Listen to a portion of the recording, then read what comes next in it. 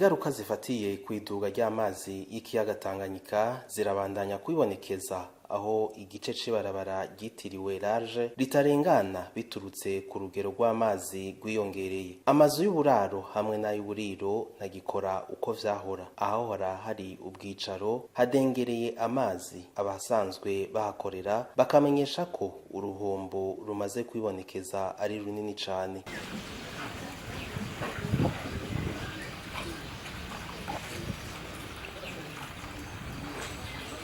Kuri iryo barabara gihe twashika ishirahamwe rijejwe gusanura amabarabara ARB ryari mu bikorwa vyo gukingira inkombe z'ikiyaga, hakaba hariho n'imashini ikwega ayo mazi.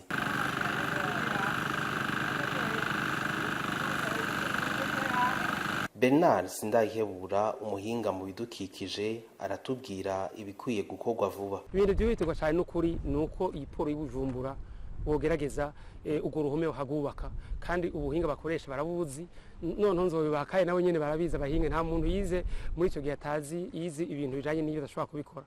Iki naco boshobora gufasha ntuze police igisoda cyo muri marine, barabona cyane yuko inzu yiwabo baragerageza kuzana ibi block mugabo naho byari biremereye cyane byaratemvye.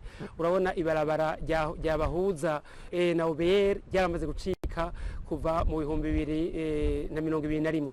Urumva rero barinda kwitiza ngaha kuri Paul, byo bavyiza cyane iryo barabara abagira neza baryubatse yego bagafasha cyane.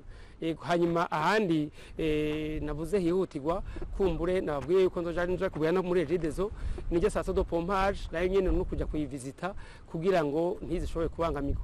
Tubibutse ko ikiyaga Tanganyika caheruka kuduga ku rugero runini mu mwaka w'1964.